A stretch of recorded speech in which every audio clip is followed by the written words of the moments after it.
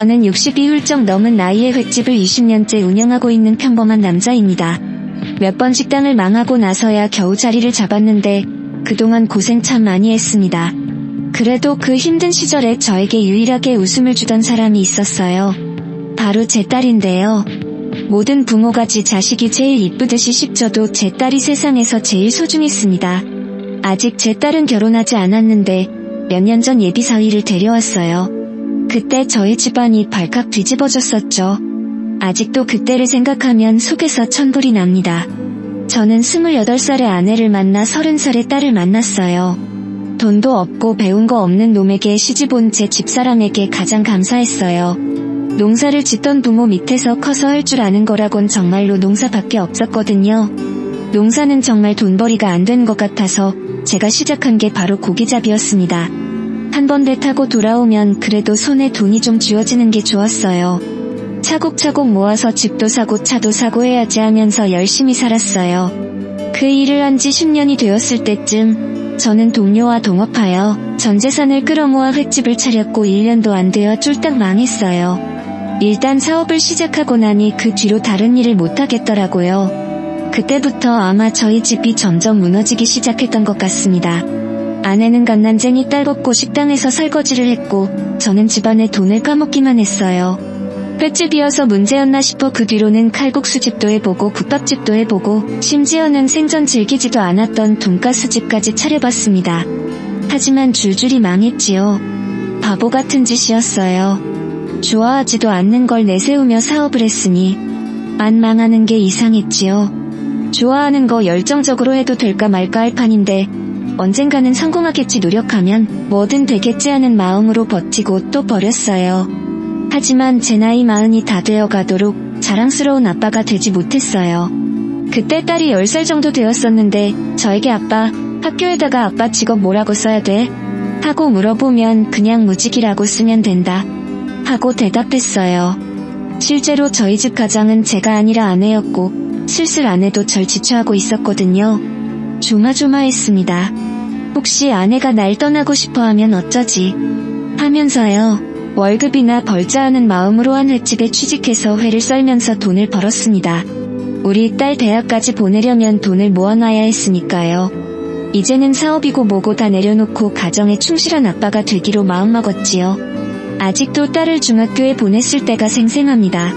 교복을 맞추러 갔는데 그 모습이 뭉클하더군요. 애기 때 기어다니던 게 어제 같은데 벌써 중학생이라뇨.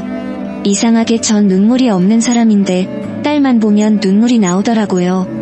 항상 미안하고 잘 커줘서 고맙고 앞으로도 잘 커졌으면 좋겠고 딸을 보면 참 마음이 그래요.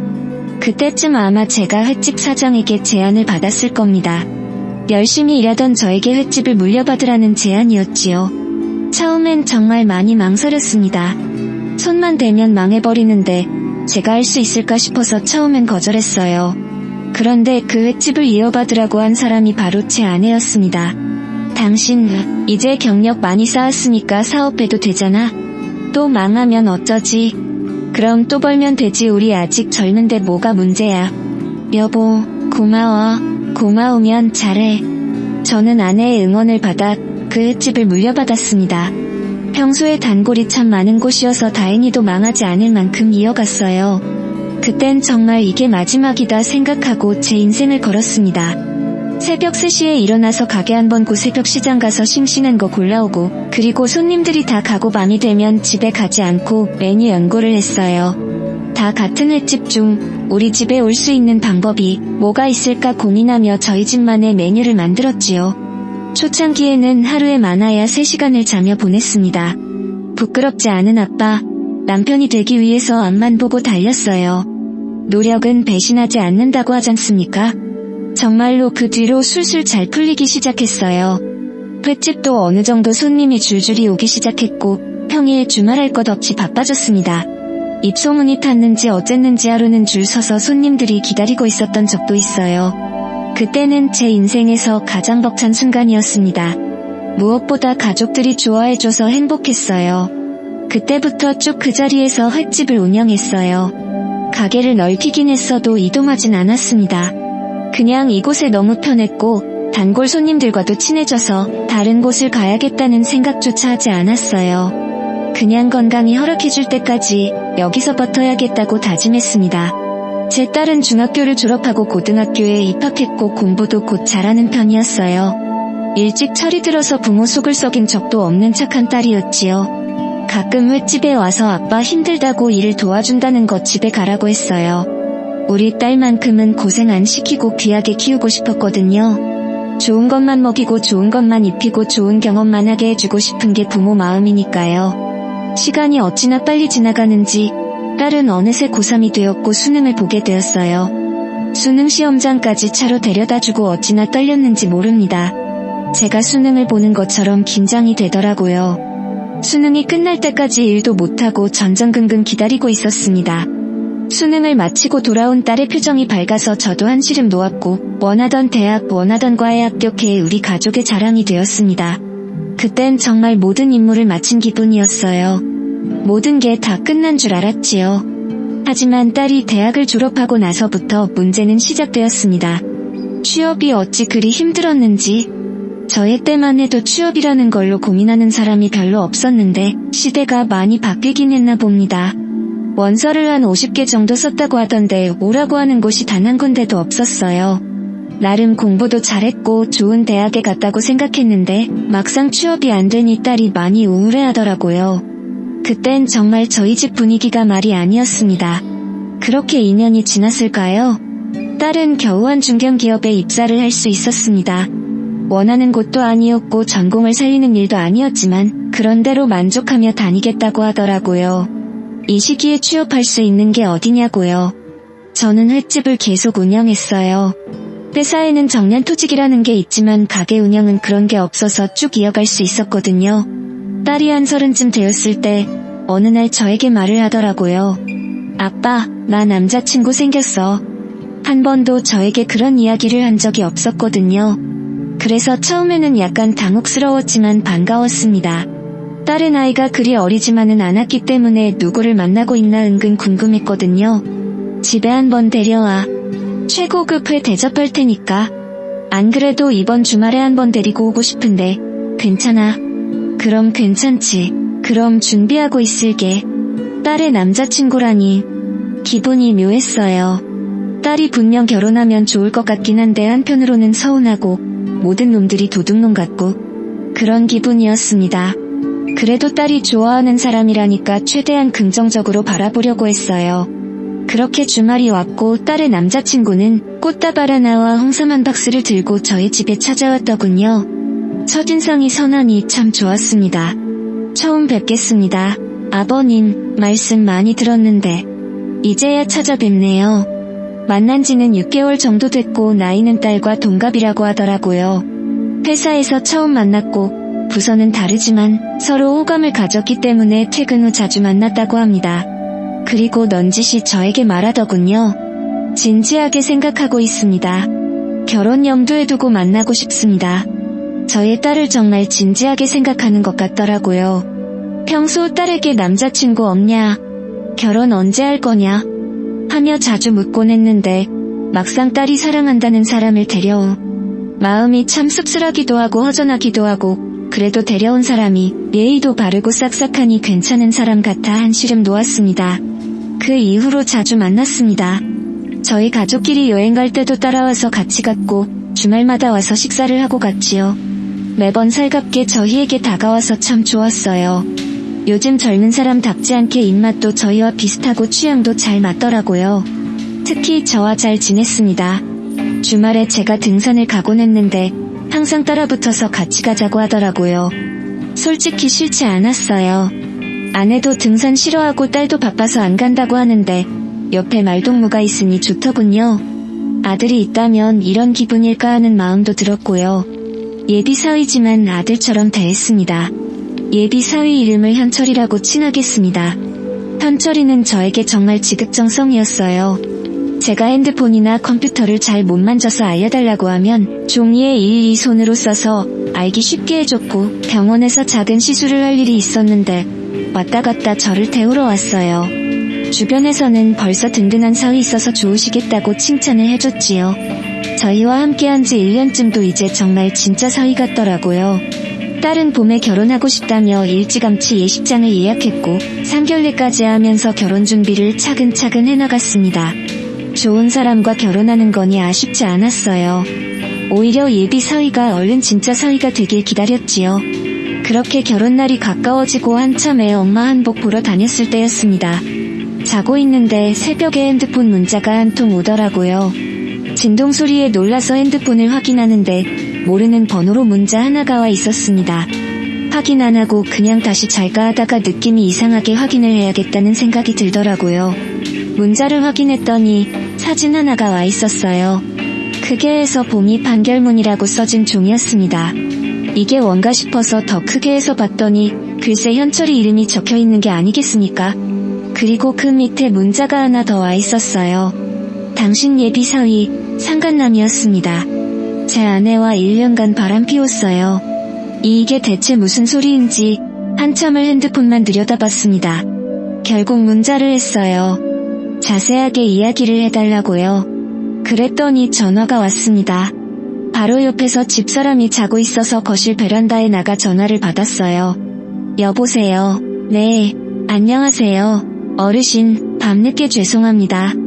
현철이가 뭐가 어쨌다고요? 제 전 와이프와 바람을 피웠습니다. 현재 이혼한 상태고요.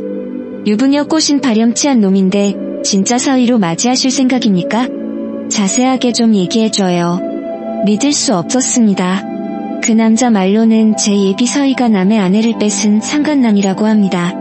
둘은 같은 회사였는데 심지어 직급도 많은 유부녀를 꼬셨다고 하네요. 연상의 유부녀와 몰래 1년간 만났고 깊은 사이까지 갔다고 합니다. 결국 그 유부녀가 남편에게 이혼하자고 선언하면서 모든 게 들통나고 말았고 현철이는 어느 날 잠적을 하고 말았다네요. 회사도 옮기고 집도 옮기는 바람에 찾을 수가 없었는데 인터넷을 통해 겨우겨우 찾았다고 합니다. 보니까 결혼을 준비하는 것 같길래 그쪽 집안에서 아무것도 모를 게 뻔하니 말해줘야 할 것 같아서 연락했다고 하네요. 그놈 절대 집에 들이지 마십시오. 분명 뒤통수 칠 거고 집 분리할 땐 도망가 버릴 겁니다. 제가 그놈 때문에 인생 말아먹은 사람이에요. 남의 인생 무너뜨린 사람을 사위로 맞이하고 싶으십니까? 증거는 여기 쌓여 있으니 원하시면 더 보내드릴 수 있습니다. 머리가 어지러웠습니다. 차라리 이 전화를 받지 않았다면 어땠을까요? 현철이는 저에게 이미 사위나 다름없는 사람이었고 사진, 결혼이 한 달도 채 안 남았을 시점이어서 어떻게 해야 할지 모르겠더라고요. 제 딸도 이 사실을 압니까? 네, 똑같은 사진 보냈습니다. 꿈쩍도 안 하길래 아버님께 보낸 겁니다.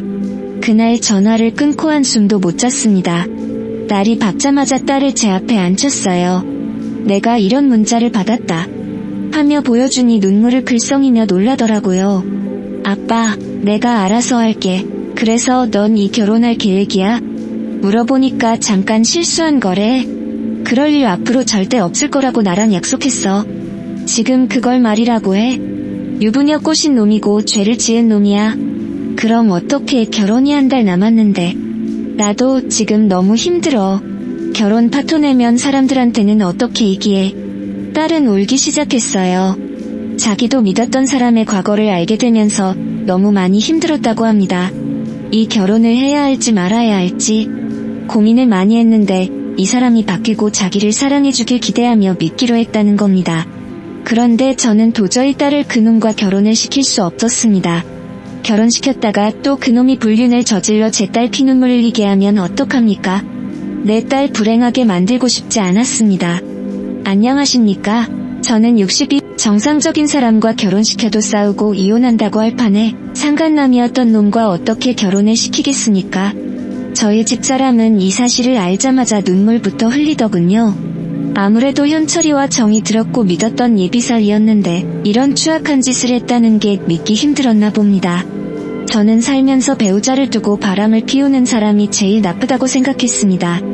한쪽에 씻을 수 없는 아픔을 주는 짓이고 평생 그 잘못 때문에 한 사람은 불행한 삶을 살게 되니까요. 이건 도저히 용서할 수 없는 일입니다. 때마침 현철이에게 전화가 왔어요. 아버님, 뭐 하세요? 오늘 저녁에 집에 가도 되나요? 그래, 와서 이야기하자. 할 말이 있다. 무슨 할 말인데요? 와 보면 안다. 무거운 분위기를 눈치챘는지 빨리 퇴근하고 저희 집에 왔더라고요. 긴 말 필요 없이 제 딸과의 결혼 취소하겠다고 통보했습니다. 갑자기 왜 이러냐고 묻길래 이유는 너가 잘하지 않냐고 했어요. 아버님, 혹시 누구한테 연락 받으셨습니까? 그래, 연락 받았다. 그러니까 이만 파혼해라. 제 말도 들어보셔야죠. 어떻게 한쪽 말만 듣고 판단하십니까? 아버님과 저 서로 안 지도 1년이 넘었습니다. 저 모르십니까? 현철이는 울상이 되어서 저에게 사정사정했어요. 잠깐의 실수로 자신을 판단하는 건 너무 억울하다고 합니다. 그게 잠깐의 실수야? 1년 넘게 만났다면서. 아버님, 저도 속은 거예요. 이혼한다고 했다니까요. 그래놓고 절 배신한 겁니다. 그러니까 유부녀인 건 알았다는 거네? 그건 그쪽이 먼저 저를 꼬드렸습니다. 그렇게 자랑스러운 일이면 왜 우리한테 미리 말 안 했어? 굳이 할 말이 아니라고 생각했습니다. 우리 딸을 속여. 야 이놈아, 당장 나가. 아버님, 다 과거예요. 이제는 저 그런 짓 절대 안 한다고요. 말도 안 되는 얘기를 짓거리길래 그냥 나가려 했습니다. 저는 그놈이 저에게 사과를 할 줄 알았어요. 그런데 오히려 뻔뻔하게 나오니 더 화가 나더라고요. 마치 자기가 속은 것이라고 저에게 대를 낸 내가 사람을 잘못 봤구나 싶었습니다. 딸에게 사정사정했습니다. 이 결혼은 아니다. 아빠를 봐서라도 파혼을 해다오. 너가 결혼을 해버리면 난 절대로 다신 널 보지 않을 거다. 빌면서 딸을 설득했어요. 다행히도 아빠를 속썩이고 싶진 않았나 봅니다. 파혼하겠다고 하더군요. 가슴을 쓸어내렸어요. 혹시 딸이 결혼 부모 없이 하겠다고 하면 어쩌나 두려웠거든요. 결혼까지 계획했던 남자와 파혼을 하게 되니 딸이 많이 힘들어했습니다. 하긴 저희 부부도 많이 힘들었어요. 한때 가족이라고 생각했던 예비사위를 한순간에 잃어버렸으니까요. 참 씁쓸했습니다. 그래도 끝내서 다행이라 생각했어요. 만약 딸의 결혼 후에 그 사실을 알게 되었다면 상상만 해도 가슴이 아픕니다. 그리고 그 일이 터지고 몇 주가 지났을 때 예비사위였던 그놈을 다시 보게 되었습니다. 평소와 다름없이 횟집에서 일하고 있는데 문이 벌컥 열리는 겁니다.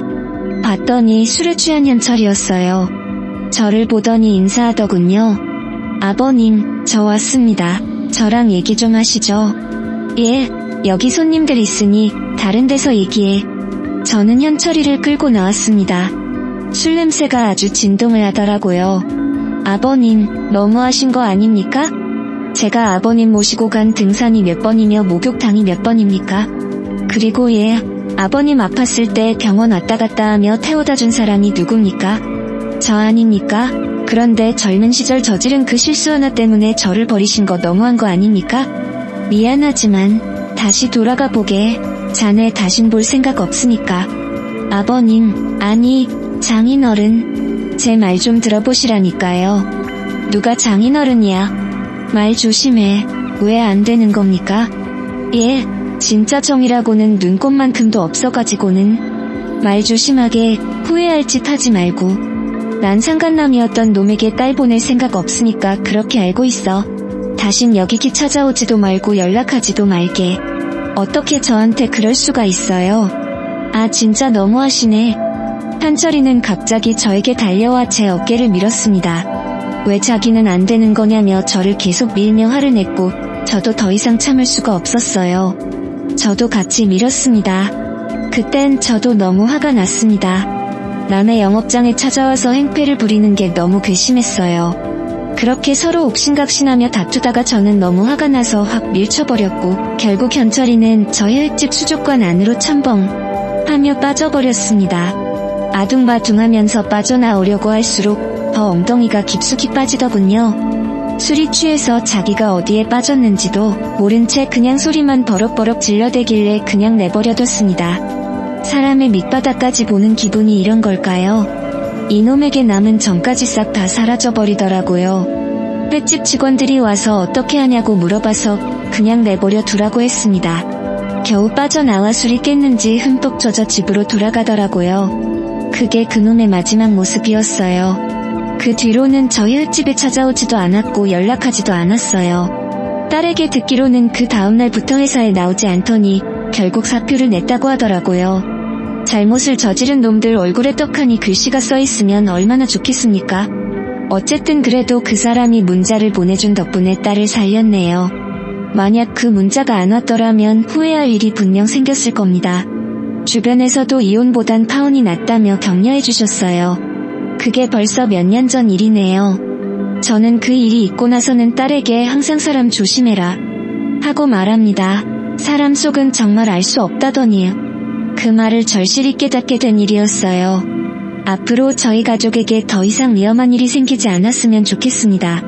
앞으로는 좋은 사람만 만나고 좋은 일만 생길 수 있도록 제가 많이 노력할 겁니다.